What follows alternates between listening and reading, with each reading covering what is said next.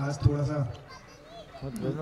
Mic वालों को पता नहीं था, है ना। 3 का मतलब है कि लगभग अपन 2:50 पे आ जाएंगे। तो एक छोटा सा रिकैप कर लेते हैं ना, सुबह से जो चर्चा हुई, और उसके बाद सोम भाई आगे बढ़ाएंगे इसको। और एक तो जो पुराने शिवरार्थी हैं, है ना, वो एक बैज ले लें, वाइट कलर का एक सेपरेट बैज है ना। तो जो भी पुराने शिवरार्थी हैं और वो उनको लगता है कि वो और लोगों के क्वेरीज को उनके आंसर कर सकते हैं, तो वो स्वेच्छा से यहाँ से अपने मंच से ले लें बैज। बढ़िया। तो शुरुआत में हम लोगों ने जो चर्चा की, एक तो जो पूरा जीवन विद्या का डिजाइन है ना, ये प्रस्ताव है, प्रपोजल है, और मानना नहीं है ना, क्योंकि मानने से चीजें स्थायी नहीं रहती है ना, मान्यताएं बदल जाती हैं। जान लेते हैं तो स्थायी रहती हैं, इसलिए बहुत इंपॉर्टेंट है कि बार बार ये कहा जा रहा है कि मानिए मत, है ना, क्योंकि फॉलोअरशिप ज्यादा लंबी चलती नहीं है, लीडरशिप ही लंबी चलती है ना। तो दूसरे शब्दों में कहें तो लीडरशिप प्रोग्राम है, फॉलोअरशिप प्रोग्राम नहीं है। तो मानना नहीं है ना, जानना है, और जानने के तरीकों को बताया जा रहा है ना, कि स्वनिरीक्षण पूर्वक, है ना, जैसे मैं विश्वास पूर्वक जीना चाहता हूँ, सम्मान पूर्वक जीना चाहता हूँ, अभाव हमें स्वीकार नहीं है, भाव पूर्वक जीना चाहता हूँ। इस डायरेक्ट हम अपने में स्वनिरीक्षण पूर्वक जांच सकते हैं ना, इसमें कोई बाहर से किसी किताब में लिखा है नहीं लिखा है, इसकी जरूरत नहीं है। और फिर परीक्षण करना है स्वनिरीक्षण के बाद, और सर्वेक्षण उसके बाद की बात है। तो ये 3 विधि हैं किसी भी चीज को जांचने के लिए। और ये जो विशेष बात है इस दर्शन की, है ना, या मध्यस्थ दर्शन की या जीवन विद्या प्रोग्राम की, कि इसमें कोई रेफरेंस की जरूरत नहीं है ना, और ये यूनिवर्सल है। ऐसा नहीं है कि आपके लिए ही सही है, लॉजिकल है, प्रैक्टिसेबल है।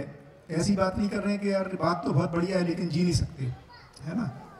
तो एक और इम्पोर्टेंट बात कही जा रही है कि ज्ञान जो है वो केवल चर्चा का विषय नहीं है ना, कि हम केवल चर्चा करें। चर्चा का विषय तो है ही है, वो केवल चर्चा का विषय नहीं है, ज्ञान आचरण का विषय है ना, उसको जिया भी जा सकता है। और तो इसलिए कह रहे हैं कि प्रैक्टिसेबल है और रिप्लीकेबल है ना, इसको एक दूसरे के द्वारा बचनीय है और व्यक्त है ना, भाषा में इसको बताया जा सकता है दूसरों को, तर्क संगत विधि से, अध्ययन विधि से, और व्यक्त है, आचरण के द्वारा ये व्यक्त है ना। तो ये दोनों बातें कर रहे हैं, इस तरह से जानने की प्रक्रिया की बात की। और ये कहा कि इन सब चीजों को हम नहीं कहेंगे, क्योंकि जैसा सोम भाई ने कहा कि गुरु शिष्य परंपरा अब तर्क की धरातल पे नहीं चलती है ना। एक मुझे याद आ रहा है, बाबा के साथ एक वाकया है कि जो चीफ जस्टिस ऑफ इंडिया थे वेंकट चलैया जी, है ना, तो बाबा एक बार बेंगलोर गए, मैं तो नहीं था, राकेश गुप्ता जी साथ में थे। राकेश गुप्ता जी को ब्लॉग के माध्यम से कई लोग जानते होंगे। तो वेंकट चलैया जी ने कहा कि आप आदेश कीजिए क्या करना है। तो बाबा ने कहा देखो आदेश का सिस्टम नहीं रहा, है ना, जो सोम भाई जैसे शेयर करते हैं, नहीं आप बताइए क्या करना है। तो बाबा ने कहा देखो ऐसा है, कल की गाड़ी से अमरकंटक जा रहा हूँ, है ना, मतलब उनको इनडायरेक्टली कहा कि कल तैयार हो जाना चलने के लिए। तो फिर वो तो बहुत सारे काम याद आ जाते हैं हमें ना, ये काम है, वो तो समय नहीं है, बिला बिला बिला। तो कहने का मतलब है कि गुरु परंपरा अब नहीं चलेगी, है ना। गुरु शिष्य में जो एक मर्यादा है, और मर्यादा ये है कि आज्ञा पालन, है ना, बिना किसी तर्क के। और अब तर्क की भूमि पर ये प्रयोग नहीं सफल हो रहे हैं, तो तर्क संगत विधि से चलना पड़ेगा। और अच्छी बात है, क्योंकि अब हमारे जो विज्ञान का युग है, जहाँ हम तर्क लगा रहे हैं, चीज़ों को जांच सकते हैं अपने बलबूते पर, और वो ज़्यादा स्थायी भी है ना। एक और बात जो है ना नागराज जी ने बड़ी अच्छी कही, है ना, जो मुझे काफ़ी बढ़िया लगती है, कि गुरु वो है जो गुरु बनाता है ना, गुरु वो नहीं है जो शिष्य बनाता है। जैसे एक डॉक्टर जो है दूसरे को डॉक्टर बना देता है, एक सीए दूसरे को सीए बना देता है, एक लॉयर के अंडर में कोई काम करके लॉयर बन जाता है। तो गुरु वो है जिसके साथ रहते रहते दूसरा गुरु बन जाता है ना। और गुरु को उस समय काफ़ी प्रसन्नता होती है जब उसका शिष्य, बल्कि सच्चाई तो है कि आगे आने वाली पीढ़ी जो है वो आगे रहती है, गुरु से आगे निकल जाए। जैसे हमें हमारे बच्चे भी हमसे आगे निकल जाते हैं, माता पिता से आगे, तो हमें और खुशहाली होती है, अच्छा लगता है। तो ऐसी डिजाइन है गुरु और शिष्य की, है ना, कि गुरु से आगे शिष्य निकल जाए। तो गुरु तो बनाना ही है, बट वो अपनी क्रिएटिविटी लगाएंगे उसके बाद। तो एक दर्शन की खूबी है कि इसमें कोई भी उपदेश ये करो ना करो चाहिए, है ना, इस सबसे मुक्त है। 3 बातें जो अपने को ध्यान रखने की हैं, है ना, जैसे भैया ने फिर पूछा भी कि दूसरे लोग कैसे सुधरेंगे, तो जो 3 चीज़ों पर ध्यान दिलाया जा रहा है, तो पहली चीज़ तो यह है कि ये मेरे लिए है, अपने लिए सुनना है इसको, है ना। ये 7-8 दिन बहुत मुश्किल के हैं, बहुत आसानी से लोग नहीं निकाल पाते हैं, इसको मैं समझता हूँ, सब समझते हैं कि बड़ा बहुत एफर्ट करके हम लोग समय को निकाल पाते हैं। तो ये 8 दिन आप लोगों ने निकालें, तो अपने लिए बात करनी है। दूसरा, जो हमारे पास और रेफरेंसेज हैं, है ना, कि किसी और ने जैन धर्म में क्या कहा जा रहा है, क्योंकि हमें कई बार बहुत अच्छा लगता है, अच्छा ये बात तो मैंने जो सुनी है ठीक है ना, जो हमारे से मैच नहीं करती वो ठीक नहीं लगती। तो जो कही जा रही है तो वो 2 महापुरुषों को तुलना ना करें, है ना, क्योंकि अपने को अपने में जांचना है। ये जो बात कही जा रही है ये मेरे बलबूते पे ठीक है कि नहीं। अब ये बड़ा इंपॉर्टेंट मुद्दा है, क्योंकि कई बार लोगों को लगता है कि यार मैं कैसे जांच सकता हूँ, है ना, मैं तो इतना विद्वान नहीं हूँ। और जो दूसरों ने कही हो, कई बार हम दूसरों की बात को जानना चाहते हैं, है ना, तो उसी में दिक्कत है, क्योंकि महापुरुषों ने इतनी बातें कही हैं और उनके कॉन्टेक्स्ट क्या थे, आज जब हम समझने चाहते हैं तो हमें बहुत डिफरेंस दिखाई देता है ना। बुद्ध ने जो कहा, महावीर ने जो कहा, उसमें काफ़ी सिमिलरिटी हो सकती है, बट जो डेप्थ में जाते हैं उनको उसमें डिफरेंसेस दिखाई देते हैं। इवन जैनिज्म में जब डिफरेंस में जाते हैं तो उनको और डिफरेंस दिखाई देते हैं, उनको लगता है दिगंबर अलग है, श्वेतांबर अलग है। उसमें जब करीब उतरते हैं तो पता लगता है दिगंबर में भी 2 सेक्ट हैं। ऐसे ही सब जगह लगभग ऐसे ही है। तो फिर पैगंबर ने जो कहा, ईसा मसीह ने जो कहा, गुरु ग्रंथ साहब में जो लिखा है, ऐसे चलेंगे तो हम फंस जाएंगे, है ना। तो अपने बलबूते पे जांचना है। तो किसी ने भी कहा है, मुझे कैसा लगता है, स्वनिरीक्षण पूर्वक इसको जांचने की बात कर रहे हैं। तो एक तो तुलना नहीं करनी है, अपने लिए सुनना है, और एक्शन प्रोग्राम अभी नहीं निकालना है फिलहाल 7-8 दिन, क्योंकि बहुत जल्दी लगता है कि चलो कुछ कर देंगे, है ना, करेंगे, उसको करेंगे। समझने के बाद तो एक्शन तो होनी ही है, निसंदेह। माने जैसे अपन कह रहे हैं ज्ञान आचरण की वस्तु है, तो ये आना ही चाहिए जीने में। फिर बहुत सारी चर्चा अपनी जिंदा रहना और जीना को लेकर के हुई, है ना। इस पे आप लोगों ने बहुत ही, है ना, मनोयोग से बहुत अच्छी सभा है, जो बहुत अच्छे अच्छे पॉइंट्स निकल करके आए। और मुझे लगता है इससे आगे सोम भाई इसको आगे लेंगे कि जिंदा रहना और जीने का जो निष्कर्ष है, तो उस पर अभी अपन चर्चा नहीं करेंगे। बट मुझे काफ़ी उत्साहजनक ही लग रहा है कि बहुत अच्छे से सभा चल रही है साथ साथ, और खूब मनोयोग से आप लोग, है ना, उन पॉइंट्स को निकाल रहे हैं। क्योंकि इसको जस्ट रख देना बहुत आसान है, बट अपने में शोध होने की ज़रूरत है। किसी भी बात को हम अपने में जब जांच के देखते हैं तो वो ज़्यादा गहरी और स्थायी रूप में हमें पकड़ में आती है। तो सोम भाई अभी आए नहीं ना? ओह, आइए आइए। कहाँ पर है? गेट पर ही। हाँ, बस बस बस बस, बढ़िया। तो एक बार जोरदार तालियों के साथ सोम भाई का स्वागत।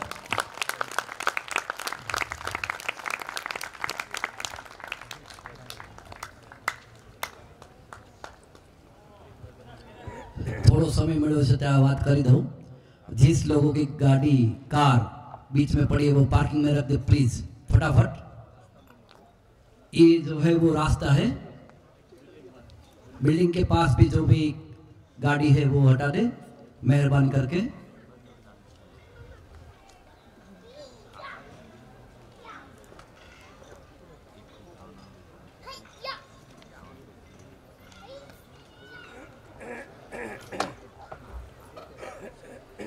एक ચાવી અહીંયા મળી આવેલ છે, જે કોઈની હોય તે લઈ જાય। કી ચેન, 2 ગાડીની બાઇકની કાર લાગે છે ચાવી।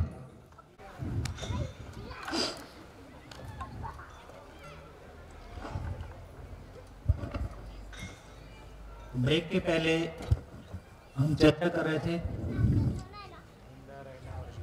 हाँ, देखिए मैं कहना चाहता हूँ कि हम किसी एड्रेस पे निकलते हैं, किसी के यहाँ पहुँचना चाहते हैं, तो हम निश्चित करते हैं। हेलो हेलो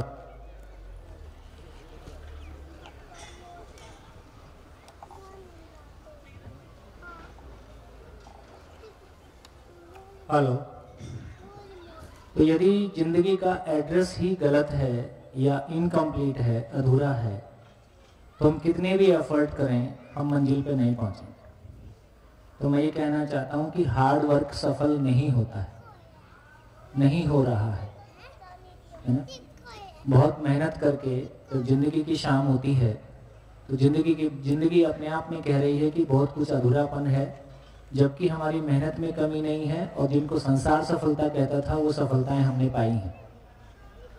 इसका मतलब है कि केवल हार्ड वर्क से काम चलने वाला नहीं है। पहले ये तय करना होगा यात्रा में निकलने के पहले कि पहुंचना कहाँ है। अभी जिंदगी हिट एंड ट्रायल जैसा है। किसी पड़ोसी को देखा, कुछ मन में आ गया, छोटा बच्चा रहता है ना, जिसको देखता है वो बोलता ही चाहिए। पुलिस वाला देख के, बचपन में लगता था ना, पुलिस वाले को देख के पुलिस वाला बनना है, किसी को देख के ये बनना है।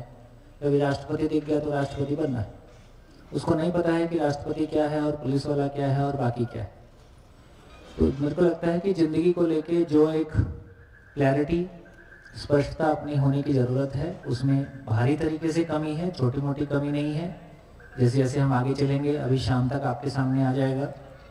तो जिंदा रहने और जीने को लेके कोई बात हमने की है। हम में से अधिकांश लोग ये मानते हैं कि मैं जी रहा हूँ या मैं जीना चाहता हूँ या मैं काफ़ी हद तक ठीक जी रहा हूँ। कुछ छोटी मोटी कमी होगी, लेकिन धीरे से देखते हैं कि कमी छोटी है या बड़ी है। तो मैं सोचता हूँ कि जिंदा रहने के पहले आज उल्टा चल के देखते हैं, जीने वाले पार्ट को पहले भरते हैं।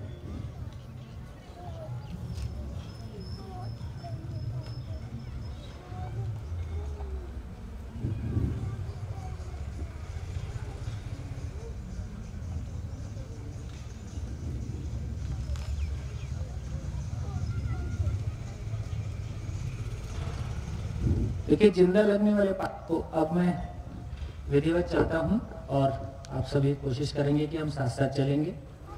और जो भी मैं लिखता जाता हूं प्रस्ताव ही है, अपने में जांचते जाएं। देखिए, दो शब्द हम सुनते हैं, अच्छा लगना और अच्छा होना। क्या फर्क है दोनों में? अच्छा लगना और अच्छा होना।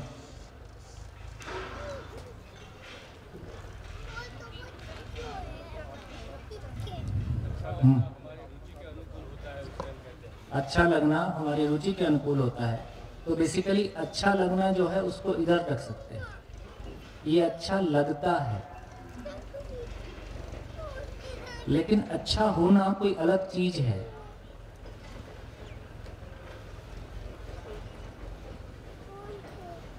तो जिसको जीना कह रहे हैं, अच्छा लगना और अच्छा होने में और कोई अंतर दिखाई देता है? अच्छा लगना, अच्छा होना।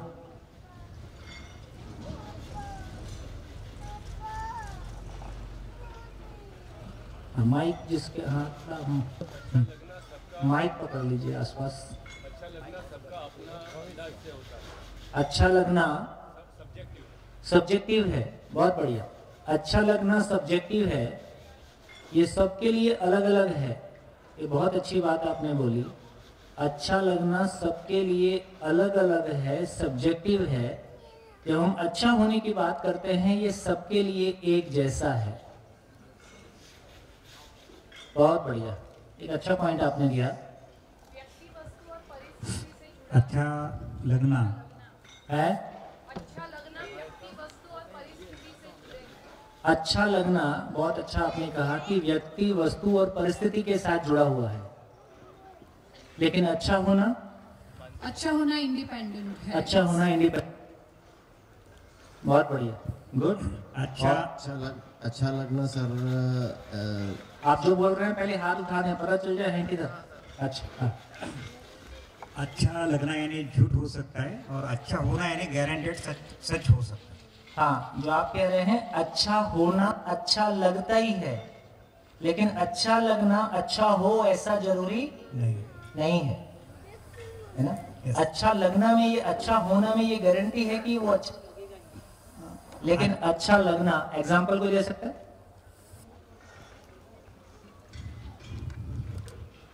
समझो कोई एक चीज है, समझो उसने दावा किया कंपनी ने कि ऐसी ऐसी अपने को अच्छी लग सकती है, लेकिन गारंटेड वो अच्छी हो ही नहीं सकती। ऐसा जरूरी नहीं है, लेकिन दूसरा एग्जांपल लेते हैं, डायबिटिक वाले को रसगुल्ला अच्छा लग सकता है। हाँ, लेकिन उसके लिए अच्छा नहीं है। आगे नहीं बोल। Thank you sir. हाँ जी, और कुछ? सर, हाँ, अच्छा लगना एक फीलिंग है और अच्छा होना एक स्टेट है। क्या बात है। ये स्टेट बोलने से क्या बोल दिया आपने?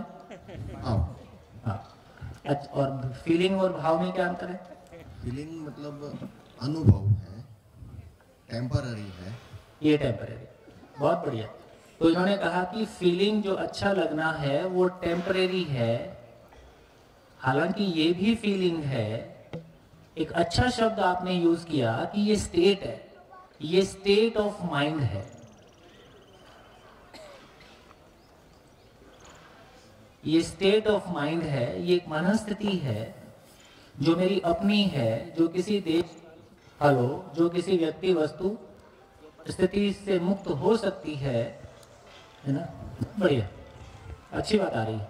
और कुछ शेयर करें? हाँ जी, माइक। हाँ जी, मोबाइल अपने संभाल के रखें। सबको अच्छा होगा, वो सबको पसंद है। हाँ, सबको चाहिए ऐसा है कि अच्छा हो, अच्छा हो। मतलब बाकी डिपेंड है कि अच्छा पर्टिकुलर अच्छा है कि नहीं। हाँ, मतलब वही बात जो पहले आई कि अच्छा लगना में किसी एक आदमी को कोई परफ्यूम बहुत पसंद हो सकता है, दूसरे को उससे वोमिट हो सकता है। किसी एक आदमी को कोई एक सब्जी, कोई एक चीज, कोई एक कलर, कोई एक मशीन, कोई एक चीज ना बहुत पसंद हो सकती है, दूसरे को बिल्कुल नापसंद हो सकती है ना। इसलिए जब हम इस लेवल पर जीते हैं तो जो आप कह रहे थे कि सबको खुश करना मुश्किल है, वो कहाँ पे है? सबको खुश करना कहाँ पे मुश्किल है? अच्छा लगना के धरातल पे सबको खुश करना मुश्किल नहीं है, असंभव है। आप गर्दन भी कटा दो तो एक आदमी आप खुश कर लोगे जिंदगी भर में, ये संभव नहीं है। कभी ना कभी उसको खराब लग ही सकता है। इसका मतलब है कि जो हम क्लियरली कह रहे हैं कि फिर अच्छा लगना क्या चीज के बारे में बात कर रहे हैं। तो देखिए, अच्छे लगने का एक चीज समझ में आया कि एक चीज है कि हमारे पास आहार है, अच्छा लगता है, निद्रा है, और भय मतलब जीने की आशा और प्रजनन। ये सब क्रियाएं में अच्छा लगता है, लेकिन क्या सबको एक समान अच्छा लगता है? इसमें हमारा क्या एक आदमी को कोई एक ऐसा भौतिक सुख है जो एक आदमी को सारी जिंदगी एक समान अच्छा लगता हो? कोई एक सुख ऐसा भौतिक जो किसी भी एक व्यक्ति को सारी जिंदगी एक समान अच्छा लगता हो? कोई एक सुख जो कोई एक भौतिक सुख जो सारी दुनिया के सारे लोगों को एक साथ एक समान अच्छा लग जाए? इससे समझ में आता है जिसको हम कह रहे थे कि सब्जेक्टिव है। इसका मतलब है कि ये सबके लिए अलग है। ये भी समझ लेते हैं कि मानव के जिंदा रहने में और पशु के जिंदा रहने में क्या फर्क है। जिंदा तो पशु भी है।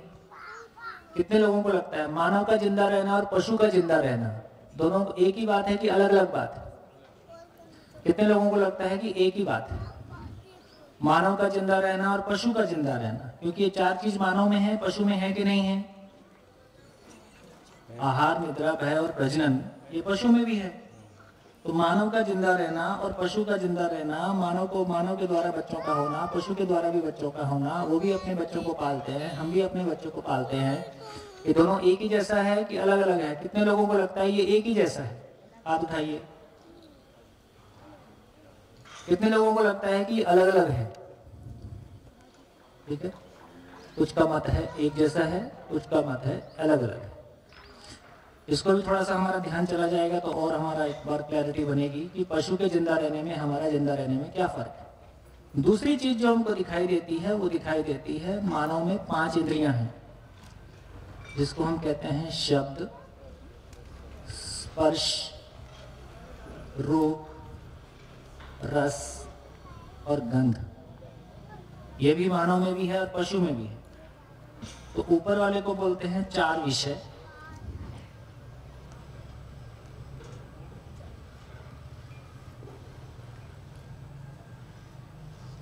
इसको बोलते हैं 5 इंद्रियां।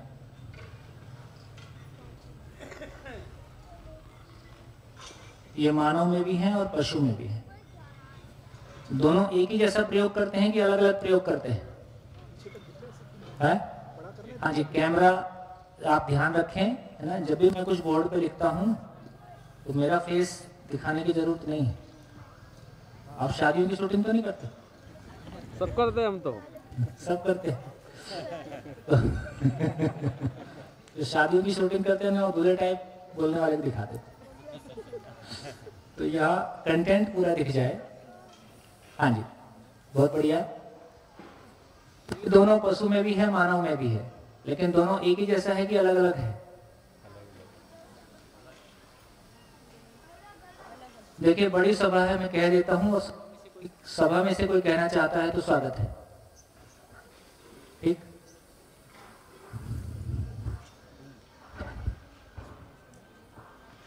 जो टेक्निकल फर्क है ध्यान दीजिएगा।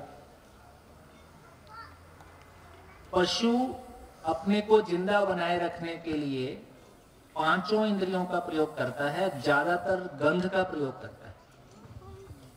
पशु को देखेंगे तो वो सूंघ के खाना खाता है। कोई कुत्ते के आसपास किसी घर जाएंगे तो पहले आपको सूंघेगा, तो सूंघने से वो कोई इंफॉर्मेशन लेता है। हाँ जी, पीछे एक हाथ उठ रहा है।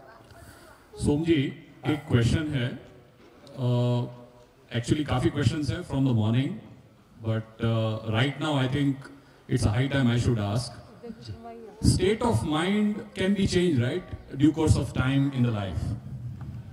So I'm really confused between जिंदा रहना and जीना. कोई नहीं, अभी धीरे धीरे चलने देते हैं। ये भी स्टेट ऑफ माइंड है, ये भी स्टेट ऑफ माइंड है। आप बिल्कुल ठीक कह रहे हैं, उसमें कोई दिक्कत नहीं है। ये भी एक स्टेट ऑफ माइंड है। ये स्टेट ऑफ माइंड ऐसा है जो, जैसा किसी ने कहा कि कोई वस्तु, व्यक्ति और परिस्थिति से निर्भर करता है। ये एक ऐसा स्टेट ऑफ माइंड है जो अपने आप में है और अपने आप में स्टेबल है। जैसे एक ही आदमी का, 2 लोगों का एक समान नुकसान होता है। क्या दोनों एक समान दुखी होते हैं? एक ही अमाउंट का नुकसान 2 लोगों का होता है। जैसे कोरोना काल है, बहुत सारे लोगों के बिजनेस, बहुत सारी उनकी जॉब्स ज्यादा हुई हैं। लेकिन जब 2 लोगों का एक ही नुकसान होता है, दोनों एक समान दुखी होते हैं कि अलग अलग दुखी होते हैं? तो हमको समझ में आता है कि अलग अलग दुखी होते हैं। और मैं ही यदि एक व्यक्ति हूं, 10 साल पहले मैं किसी घटना में जितना दुखी होता था, आज मैं उस घटना को वैसा नहीं लेता हूं। तो मेरा ही परसेप्शन का तरीका, सोचने समझने का तरीका कुछ बदल गया है। इसका मतलब है कि हर आदमी का जो एक स्टेट ऑफ माइंड है, ये स्टेट ऑफ माइंड पे ही हमको काम करना है, जिसको जीना कह रहे हैं। यदि मेरा जीना, मेरा सुख दुख दूसरों पे निर्भर है, तो दूसरे बदलते रहेंगे और मेरी जिंदगी मेरे हाथ में कभी भी नहीं है। मेरा रिमोट कंट्रोल मेरे हाथ में रहे कि दूसरों के हाथ में रहे, इसका मतलब है कि एक तो वो चीजें हैं जिसको हम जिंदा रहने के बोल रहे हैं और अलग अलग बोल रहे हैं। तो जब तक मेरा स्टेट ऑफ माइंड, मेरी फीलिंग बाहर की चीजों से जुड़ के सुख दुख पाती हैं, तो ये स्टेट ऑफ माइंड बदलता रहता है। स्टेट ऑफ माइंड तो है ही, लेकिन एक दूसरी जगह भी है जहां वो स्थिर हो सकता है, स्टेबल हो सकता है। तो हम उस जगह की तलाश में हैं जहां वो स्टेबल होता है, दूसरों पे निर्भर नहीं होता। अभी ठीक है? I mean partially. कोई नहीं, अभी तो पार्शियली आएगा, धीरे धीरे पर्दा खुलेगा। देखिए, एक रिक्वेस्ट आप सभी से है। जैसे भाई जी, आपका थोड़ा परिचय कर दीजिए। या मेरा नाम है शैलेंद्र नैयर। वैसे पुणे में रहता हूँ जी, IT कंपनी में काम करता हूँ जी, जैसे रिमोटली काम करने के कारण अभी गुजरात में हूँ जी, और उपलेटा से आया हूँ जी। आपका स्वागत है। एक रिक्वेस्ट आप सबसे ये भी है कि जैसे आपने कहा कि सुबह से बहुत सारे प्रश्न उठे, तो नेचुरल है, उठेंगे। लैंग्वेज की अपनी एक सीमा है। मैं जो कुछ भी आपसे कहना चाहता हूँ, मेरे अंदर में जो कहने का भाव रहता है, और जब मैं शब्दों को प्रयोग करता हूँ तो वो सीमा है, वो धीरे धीरे सामने आएगा। जैसा कि मैंने कहा कि पहले दिन से आखिरी दिन तक केवल हम एक सेंटेंस कन्वे करने की कोशिश करेंगे कि एग्जिस्टेंस इज को एग्जिस्टेंस। लेकिन इस सेंटेंस को बोलते समय इसके अलग अलग डायमेंशन और अलग अलग तरफ से कहने की कोशिश करेंगे। तो बहुत नेचुरल है कि जब मैं किसी एक बात को कह रहा होता हूँ, आप किसी दूसरे एंगल से उसको देख रहे होते हो और आपको गैप दिखाई दे रहे होते हैं, और वो गलत नहीं है, वो नेचुरल है। तो आप कृपया करके इतना काम जरूर कीजिए कि 24 इन 8 दिनों में 24/7 जितने भी प्रश्न आपके जहन में उठते हैं कृपया कॉपी के बैक साइड में लिखते जाएं और परिस्थिति अनुसार शेयर भी करते जाएं, है ना। तो धीरे से 8वें दिन देखेंगे कि क्या बचा। इस अनुसंधान का यह आश्वासन है कि पूछने के लिए क्वेश्चन बचता नहीं है। और ये मैंने भी अपनी और हजारों लोगों की जिंदगी में देख के इस बात को समझा कि जब तक जिंदगी में प्रश्नों के जंगल समाप्त नहीं होते हैं, जहां प्रश्नों के जंगल समाप्त होते हैं वहां सही अर्थों में जिंदगी की शुरुआत होती है। तो कैसे हम इन प्रश्नों के जंगल से पार पा जाएं, क्योंकि प्रश्न का मतलब ही है कि अभी लक्ष्य आइडेंटिफाई नहीं हुआ है, जिंदगी आइडेंटिफाई नहीं हुई है, जिंदगी में क्या इंपॉर्टेंट है वो आइडेंटिफाई नहीं हुआ है, हम हिट एंड ट्रायल में हैं, ये ठीक है या ये ठीक है, ये उचित है या ये उचित है। तो जब तक कॉम्प्यूटराइज नहीं हो जाए तब तक ये प्रश्नों के जंगल हमारे पास रहेंगे और रहना उचित है, अनिवार्य है, स्वागत योग्य है। लेकिन कम से कम कॉपी के बैक साइड में आप नोट करते रहिए, क्योंकि ये प्रश्न मेरी जिंदगी को देखने का आईना है। मुझको कम से कम कॉपी को पढ़ के ये समझ में आएगा कि मेरी, अच्छा एक बार जो प्रश्न उठता है यदि आप उसको एड्रेस करते हो तो ठीक है, नहीं तो 15 मिनट बाद या 2 घंटे बाद मर जाता है। तो आपको ये भी पता नहीं है कि मेरी जिंदगी में प्रश्न क्या है।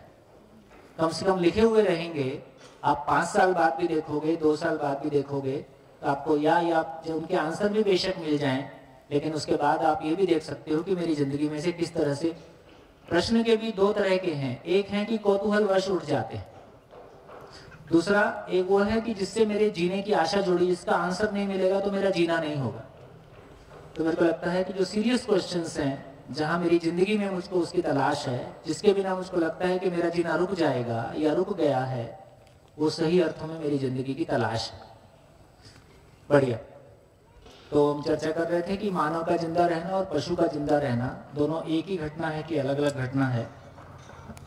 तो हमने चर्चा किया कि आहार, निद्रा, भय और प्रजनन ये पशुओं में भी होता है, मानव में भी है। शब्द, स्पर्श, रूप, रस, गंध, आंख, नाक, कान, ये सब मानव में भी है, पशु में भी है। लेकिन क्या दोनों में एक ही जैसा यूज होता है कि अलग अलग यूज होता है? तो मैं आपके सामने कहता हूं और फिर देखता हूं आप में से, मैं पूछता हूं तो कितने लोग उसको, कितने लोगों तक पहुंच पाता है। मैंने कहा कि शब्द, स्पर्श, रूप, रस, गंध को प्रयोग करके एक पशु अपने आहार, निद्रा, भय और प्रजनन को सुनिश्चित करते हुए जिंदा रहने का प्रयास करता है। फिर से एक बात, 5 इंद्रियों को 4 विषय के लिए प्रयोग करके पशु जिंदा रहने के प्रयास में है। ये बात समझ गए? मानव ऐसे ही कर रहा है कि कुछ और कर रहा है? मानव ऐसे ही कर रहा है कि कुछ और कर रहा है? नहीं, टेक्निकली फर्क है और यदि मानव को देखेंगे तो मानव 4 विषयों को यूज करता है और 5 इंद्रियों को तृप्त करने के लिए 5 इंद्रियों से सुख पाने का प्रयास करता है, वो जिंदा रहने का प्रयास नहीं करता है। जैसे सुबह उठ के हम नाश्ते की तलाश में रहते हैं, आज क्या नाश्ता बनेगा, इस क्वेश्चन पूछने के पीछे आपके जिंदा रहने की आशा होती है या उसमें स्वाद क्या मिलने वाला है ये आशा रहती है? और जिंदा रहना बाय डिफॉल्ट है, जिंदा रहना नेचुरली हो जाता है। हमारा फोकस, मैं ये खाऊंगा तो जिंदा रहने के लिए खाऊंगा, ऐसा खाता हूं, ऐसा नहीं खाता हूं। ये खाऊंगा तो मजा आएगा, जिंदा रहना बाय प्रोडक्ट है। पशु के लिए जिंदा रहना मेन प्रोडक्ट है, मानव के लिए जिंदा रहना बाय प्रोडक्ट है। इसलिए पशु को कोई ट्रेनिंग देना नहीं पड़ता है कि तुमको क्या खाना है, क्या नहीं खाना है, कब खाना है, कितना खाना है। हमारी सारी पीएचडी होने के बावजूद हमको नहीं पता कि क्या खाना है और कब खाना है और कितना खाना है। ताली बजा सकते हैं?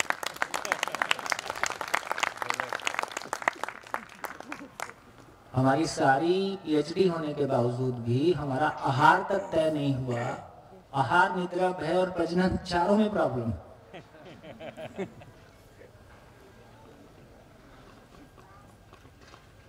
तो इससे एक बात समझ में आई। अब मेरे को लगता है आपके लिए हेलो एक और ओपनिंग यहां से बनती है। ऐसा क्यों है कि पशु में जिंदा रहना प्राइम है, मानव में सुख प्राइम है? ऐसा क्यों है?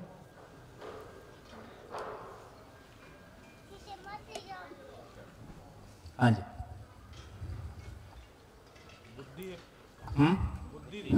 बुद्धि है। किसने बोला? कितने लोगों को इनकी बात से ठीक लगता है कि मानव में बुद्धि है, इसलिए मानव बुद्धि मतलब अभी इनका बुद्धि से मतलब सोचने की सामर्थ्य। तो आपने कहा कि मानव के पास दो चीजें हैं। एक चीज है सभी मानव के पास बाय नेचर दो वरदान मानव को प्राप्त हैं। धरती का हर मानव कल्पनाशील है और कर्म स्वतंत्र है।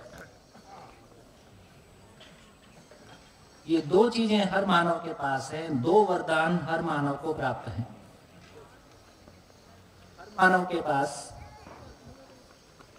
सोचने की ताकत, हेलो नमस्कार, हर मानव के पास सोचने की ताकत लिमिटेड है कि अनलिमिटेड है?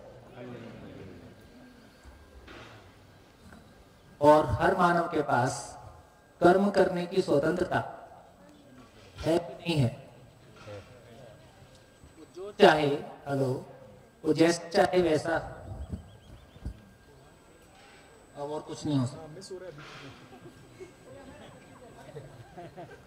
मैं इतना ही कर सकता। ठीक है। हेलो, क्या इसको सेट करना पड़ेगा, अभी बाद में कर देना, इसको आगे लेना पड़ेगा, कुछ करना, बोर्ड को मिस हो जाता है, बोर्ड आगे करना पड़ेगा। एंटीना और उसमें रख दो यार, एंटीना ऊपर रख के उसके सामने रख के पूजा करो।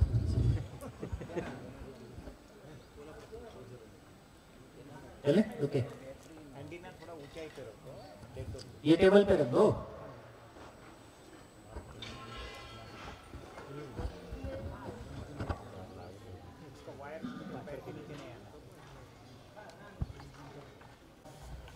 इसका मतलब फिर से आता हूं, देखिए फिर से कह रहा हूं कि स्व निरीक्षण लगातार बनाए रहिए, ये कथा नहीं है। मैं जितनी मेरी जिम्मेदारी है उससे ज्यादा जिम्मेदारी आपकी है ना? इसका अर्थ क्या हुआ कि जब मैं कह रहा हूं कि कल्पनाशीलता, तो क्या आप अपने में स्व निरीक्षण पूर्वक देख पा रहे हैं कि हाँ मुझ में सोचने समझने की सामर्थ्य है और वो अनलिमिटेड है? मैं बीमार रहूं तो भी उतनी ही बनी रहती है, सोने के बाद बनी रहती है कि नहीं बनी रहती है?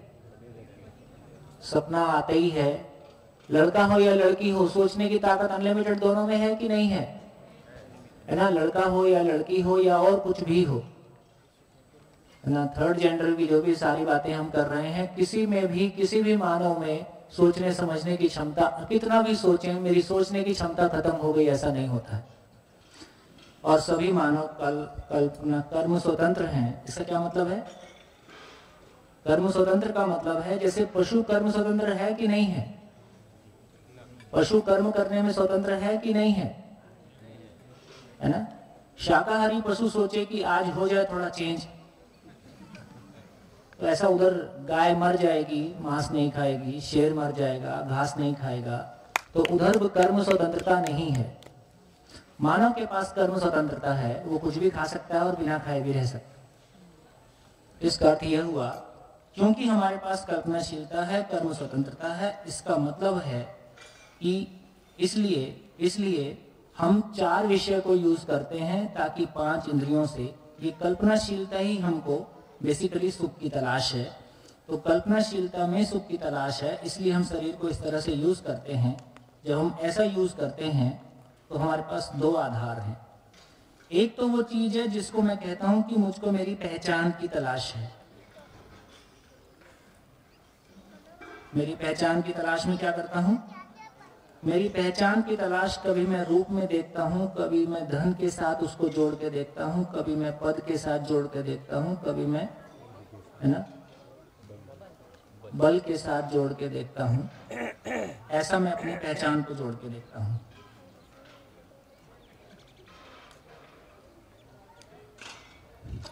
हमारी रोजमर्रा की जिंदगी में देखें, जो मुझको मेरी पहचान की तलाश है, सम्मान की तलाश है, अपनी व्यावहारिक जिंदगी में देखें कि मैं अपना सम्मान और मेरी पहचान को कहाँ से सुनिश्चित करता हूँ, कहाँ से पा रहा हूँ, क्या चीज होने से मैं महसूस करता हूँ कि अब मैं सम्मानित हूँ या मेरी पहचान समाज में हो गई है। यही चार है कि कुछ अलग है। उसमें रूप का डोमिनेशन काफी हमको दिखाई देता है ना। और रूप कहाँ तक जाता है? मेरी शक्ल तो पहले रूप इतना होता था, आजकल नीचे तक हो गया।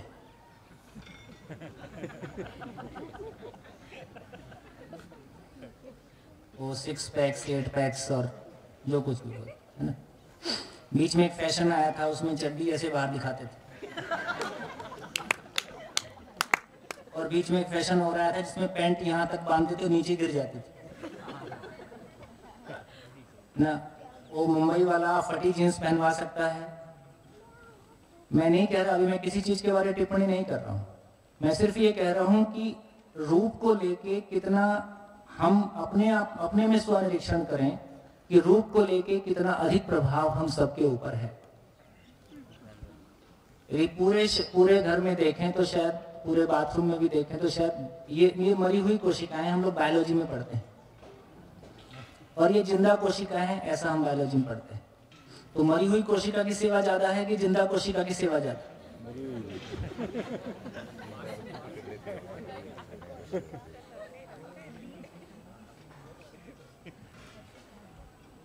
तो रूप को लेके, रूप केवल आदमी तक ही सीमित नहीं है। फिर मेरे शर्ट का रूप और मेरी पैंट का रूप और मेरे मोबाइल का रूप और मेरी गाड़ी का रूप और मेरे मकान का रूप, ये पूरा फैलता है।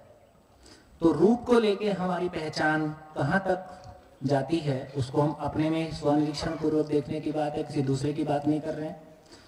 धन को लेके हमारी पहचान कहाँ तक जाती है, पद को लेके, बल को लेके, इसके अलावा कोई पहचान का आधार सामाजिक रूप में हमारे पास है तो बताइए। समाज में इसके अलावा और कोई पहचान का आधार है तो बताइए, जो व्यवहारिक रूप में आप जिसको जीते हैं। यश और कीर्ति, यश और कीर्ति पद और बल के, पद और धन के साथ ही जुड़ा है। सारा यश कीर्ति इतना ही है। उम्र, एज को तो गया जमाना। अभी वेस्टर्न कल्चर आया है तो भारत में कम से कम उम्र के आधार पर सम्मान देने की परंपरा थी। अभी तो यदि मेरा बॉस है या कोई भी है, नाम लेके ही बात करने को ज्यादा मॉडर्निटी मानते। तो उम्र वाला मामला अब धीरे धीरे लग गया। विचार के आधार पर आप अपने मोहल्ले में सम्मान पाते हो क्या? आपके पास अलग विचार है? आपके मोहल्ले में आपका सम्मान किस बात के आधार पे होता है? आप कैसा महसूस करते हैं कि हाँ मोहल्ला मेरा मोहल्ला मेरे को सम्मानित करता है? इस बात के आधार ज्ञान का क्या मतलब है? हेलो सर, मैं बोलूं? ज्ञान का मतलब है कि जब तक इतना बड़ा मंच नहीं लग गया है तब तक आपके पास ज्ञान है, इसका भी प्रमाण नहीं है। ज्ञान की पहचान हो कहाँ से रही? सोम भाई की पहचान, अरे वही तो कह रहा हूँ, सोम भाई तो 20 साल से ऐसे ही हैं, आप तो अभी पहचानने लगे। हेलो सर, तो जब मेरे पास ये इतना बड़ा मंच नहीं था तब कोई नहीं पहचान रहा था। घर वाले भी बाद में पहचानना शुरू कर रहे हैं, मोहल्ले वाले तो बहुत मुश्किल है। तो सारी पहचान हमारी प्रभाव से जुड़ी हुई है। ये प्रभाव भी धन और पद के प्रभाव है। स्वतंत्र रूप में आदमी की पहचान होती हो, अपने घर में पहचान खोजनी पड़ती। विचार के आधार पर कैसे पहचान नहीं होती है? बताओ कैसे होती है? कहाँ हो तुम? हाँ बताओ कैसे होती है? मतलब हम जहाँ जिन लोगों के साथ रहते हैं, आसपास के जिस तरह का इंटरेक्शन होता है, तो हमारी कैसी सोच है, हम किस तरह से सोचते हैं, हमारी प्रेफरेंसेस क्या है, उसके बेस पे भी हमारी पहचान होती है। ये काफी सारी सच्चाइयां ना कुछ शादी के बाद समझ में आती हैं, कुछ जॉब के बाद समझ में आती है। एक्चुअली जब तक हम मेन स्ट्रीम में नहीं आए रहते हैं, कॉलेज लेवल तक एक अलग कल्पना लोक है।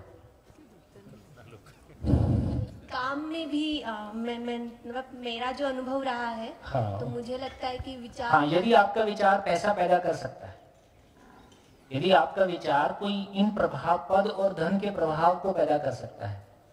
जैसे मान लीजिए मतलब जब तक मैं बहुत अच्छा हूँ पढ़ने में, तो या तो मैं IIT चला गया कि IIM चला गया कि मैं IAS कर लिया, तो समाज पहचानना शुरू करता है। उसके पहले यदि मैं हूं भी तो मुझको कोई पहचानना शुरू नहीं करता है। ये बात ध्यान में आ रही? हाँ, लेकिन जैसे अगर हम कुछ एग्जांपल लेके मान लो, जैसे मैं अगर गांधी को फॉलो करती हूँ, या मैं ऐसी जीवन शैली जीऊँ कि जो सस्टेनेबल लाइफस्टाइल, ठीक है, अब उससे ना तो बिल्कुल ठीक है। अभी मैं आपसे सहमत हूँ। ऐसी लाइफस्टाइल जीना शुरू करोगे तो सबसे पहले घर में क्वेश्चन शुरू हो जाएगा। नहीं, मतलब आपके यहाँ नहीं हो रहा होगा, ये बहुत अच्छी बात है, लेकिन जब भी हम इस तरह का कुछ करने जाते हैं तो अभी समाज में आसपास में ही बहुत सारे विरोध या बहुत सारे उसको लेके, यदि ये चीजें बहुत सम्मानित होती समाज में तो कितने ढंग से मल्टीप्लाई होती है ना। ऐसे जीने वाले को एक समय तक स्ट्रगल करते हुए अपने आप को स्टेब्लिश करना होता है। यदि समाज में जो स्थापित मापदंड हैं सम्मान और पहचान के, उसमें गांधी नहीं आते। हाँ, या तो आप इतने पॉपुलर हो जाओ कि हजारों की आपकी फॉलोइंग हो जाती है, फिर फॉलोइंग की वजह से आपको सम्मान मिलता है, आपकी वजह से अभी नहीं मिल रहा था। हाँ, पर ऐसा भी नहीं है ना कि विचार की वजह से बिल्कुल पहचान नहीं, मतलब है तो सही, वो अलग बात है कि लोग उसको ज्यादा महत्व नहीं दे रहे। हाँ, लेकिन विचार के आधार भी पहचान। हाँ, मैं जो बात कर रहा हूँ तो अभी जनरल बात कर रहा हूँ। आपकी बात को मैं प्लेस करना चाहूंगा तो फिर कर ही देता हूँ। धरती पे हर मानव के पास ये 5 ऐश्वर्य हैं, 4 इधर हैं, 5वां इधर है, जिसको हम बुद्धि कह रहे हैं। हालांकि ये विचार ही सबसे प्रभावशाली चीज है, लेकिन अभी हो सकता है कि हमारा विचार ही अधूरा होता है। उसके आधार पर कुछ बहुत है ना, बहुत जिसको कहना चाहें कि हर आम आदमी की जिंदगी में हमने क्या दे दिया, वो हर आम आदमी के लिए कैसे उपयोगी है। जैसे मोबाइल हर आदमी की जिंदगी में उपयोगी है, तो जो हम सोच रहे हैं वो हर आदमी की जिंदगी में उपयोगी है और उसको हमको ही नहीं लगे, उसको भी लगने लगे, तो उसकी पहचान हो जाती है। ये ठीक है, किसी विचार के आधार पे अभी उसको कंसिडरेशन में रखेंगे। लेकिन समाज कैसे चल रहा है? समाज कैसे चल रहा है? समाज में जो स्थापित मापदंड है, या तो आप रूप या धन या पद या बल, इसी आधार पर मोटे रूप में कितने प्रतिशत लोग के मन में ये स्वीकृत है कि किसी विचार के आधार पर कोई पहचान हो सकती है समाज में? ऐसे लोग कितने प्रतिशत होंगे?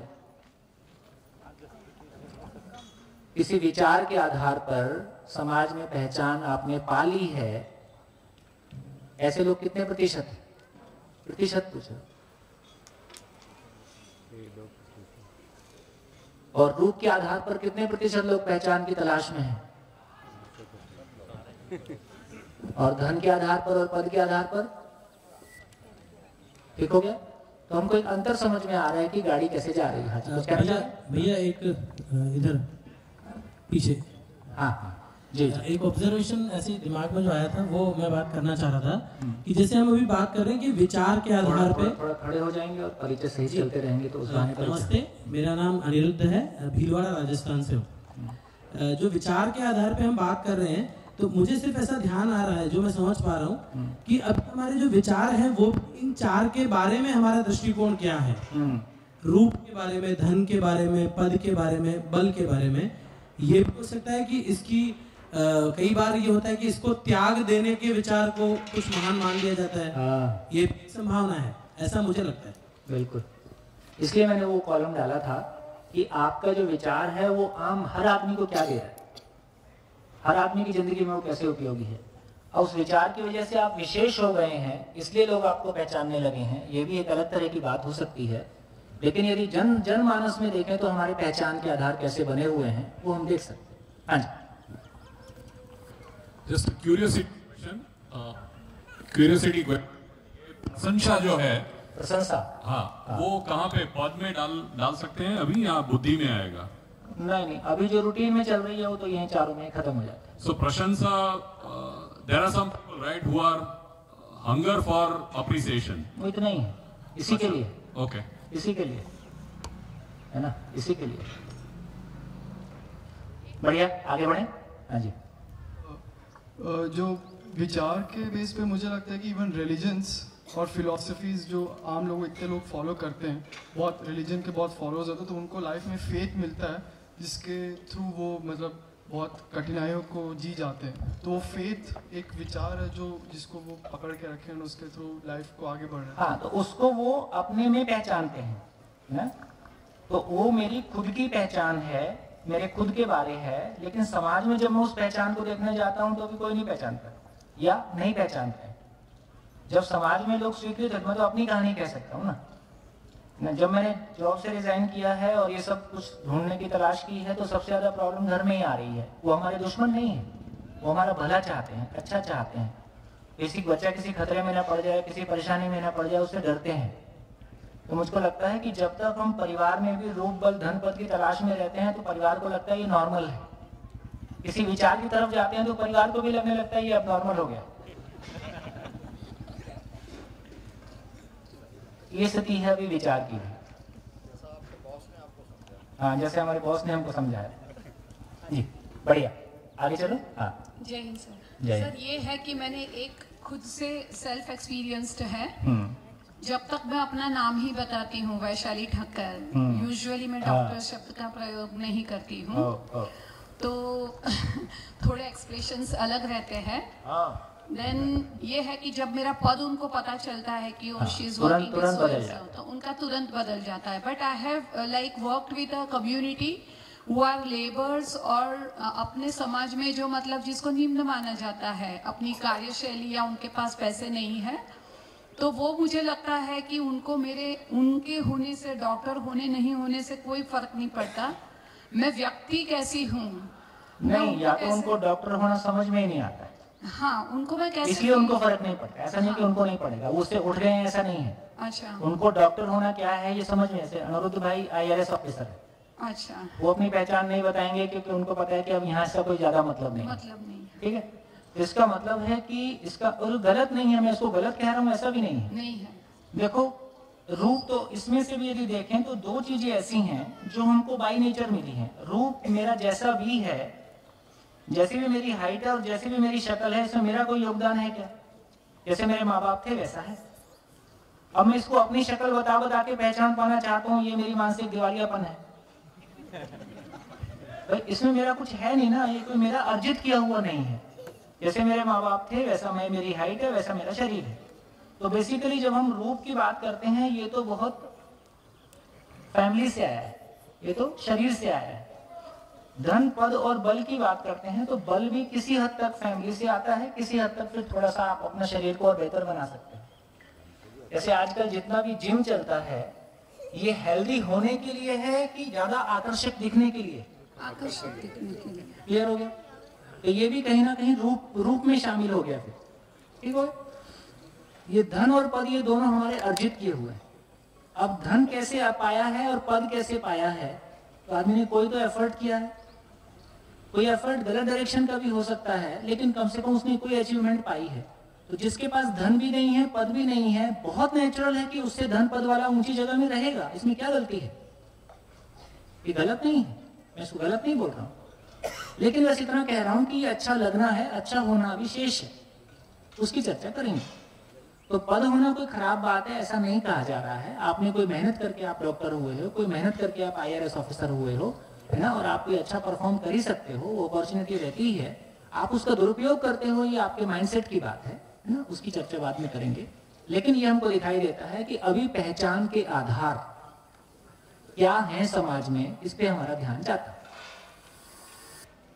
तो विचार अभी तक पहचान का आधार कहें। परिवार में आप कुछ अच्छा सोचने लगे, उससे आपका मोहल्ला आपके विचार को पहचानता है। अभी हमारे परिवेश में किसी आदमी के विचार को तब पहचाना जाता है जब उसकी फॉलोइंग हो जाती है, नहीं तो घर में सवाल उठते हैं उस आधार पर आप, है ना। चलिए अब आगे बढ़ते हैं। हाँ इधर।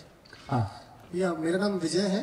रूप धन बल पद के ऊपर बहुत सारी चर्चा हो ही रही है, तो समाज में ऐसा हुआ क्या कि एकदम से इसके ऊपर बहुत ज्यादा फोकस हो गया? ऐसी मानसिकता बनी क्यों? बनी अचानक नहीं हो गया, पहले से ही है, कोई नई बात थोड़ी है।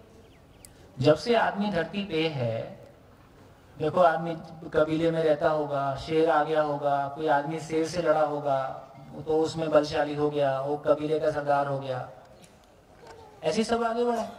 फिर आपको सुविधा चाहिए थी, आपको सुविधा चाहिए तो एक आदमी ने बहुत मेहनत करके कोई चीज क्रिएट कर दी, है ना, उसने सुविधा उपलब्ध कराई तो वो दूसरे लोगों को भी उपलब्ध कराने लगा, तो धन तो धन मतलब सुविधा।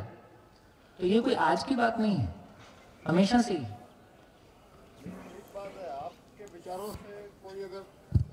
आपके विचारों से कोई अगर सहमत नहीं हो रहा है या आपके विचार उनको नहीं समझ में आ रहे हैं, तब भी आपका मतलब हमारा ये फर्ज बनता है कि अपने विचार तो रखते ही रहे। हाँ, ऑफ कोर्स, उसमें कोई हम चेंज नहीं करें। नहीं, बिल्कुल करने की आवश्यकता नहीं, बिल्कुल करने की आवश्यकता नहीं है। और आप में से हर एक के विचार से पूरी सभा एक किसी एंगल को देखती है। अभी मुख्य काम यही है कि कम से कम हमारे पास जो सोचने समझने की अनलिमिटेड ताकत है, उसके डिफरेंट एंगल तो हम देख सकें।